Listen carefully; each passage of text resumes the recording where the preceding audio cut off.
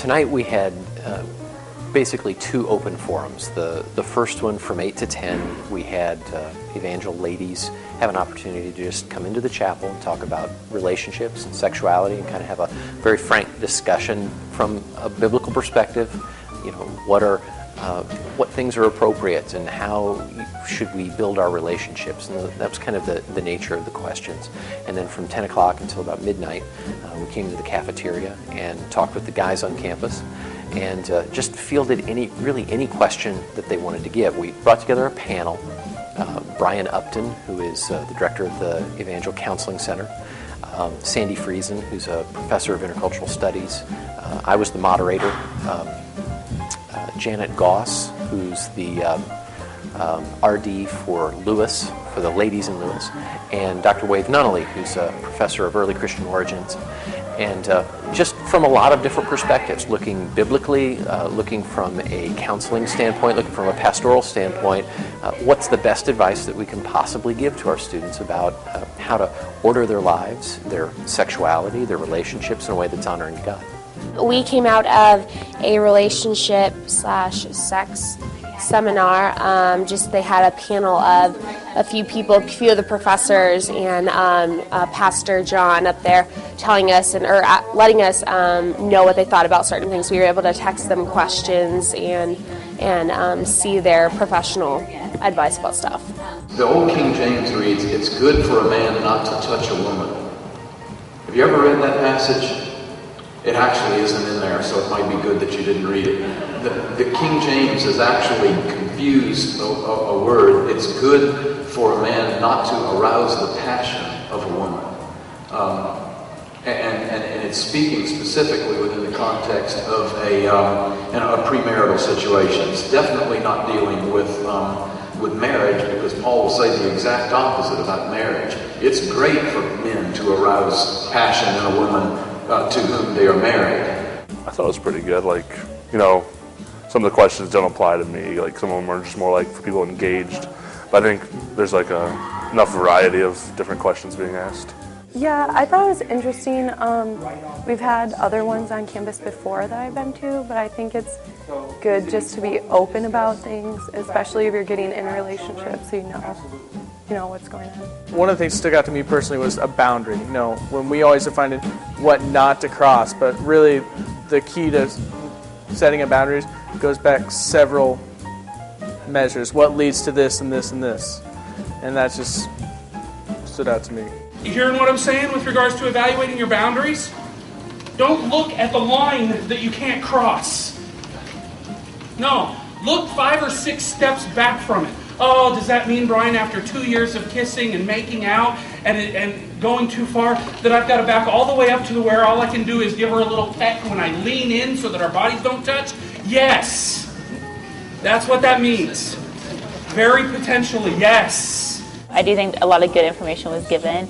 A lot of good insight was given on different topics that normally aren't addressed in the church.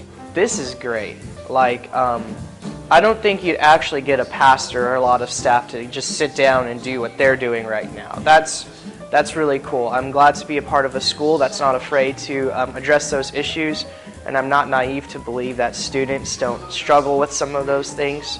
So I think the fact that they're doing this, that they're talking about this, shows that they care for us, they care about our issues, our problems, and they want to help us. They want to see us become successful people.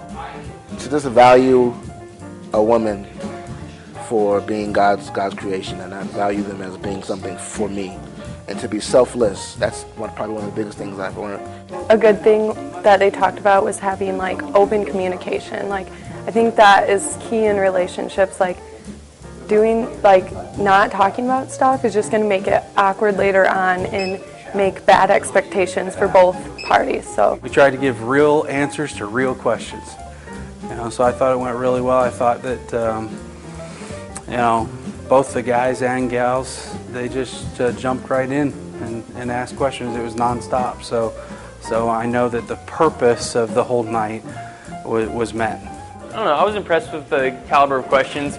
I was kind of afraid that maybe, everybody would try to get the joke in, because that's just natural and that's fine. But But no, it was cool. I think some people actually had some serious questions, and that was good to see. If I had had access to something like this when I was 18, 19, 20 years old, the same questions would have come up then. And I think probably in the year 2200, that the same questions will come up again. But the neat thing is the answers are still the same. I thought tonight really helped the majority of the men in the group. It really kind of cleared some things up and just redefined what boundaries should be and what's acceptable and why so in a biblical standard. I thought that the girls' session was different than the guys' session. Yeah. Very much. There was a different, maybe it's because it was later, or maybe because we had already talked about so many things so that it felt differently.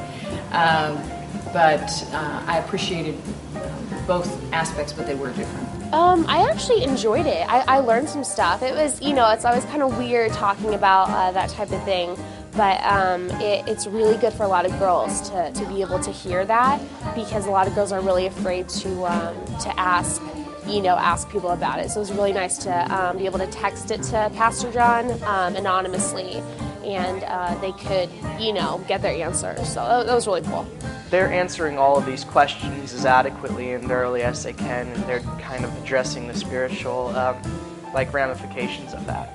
I really like opportunities to take honest, straight questions from people who really want to know and answer it. And that doesn't mean that we're like experts and we all have all of the answers. Some of the questions are really tough. We get into circumstances in our lives sometimes that make it very difficult to know, how do I get out of this? What do I do? And it's not easy for anybody to do that, but we were able again and again to come back to the fact that no matter where we've been, no matter what circumstances we've been through, God loves us. He has very big plans for us, and He can work those things out in our lives.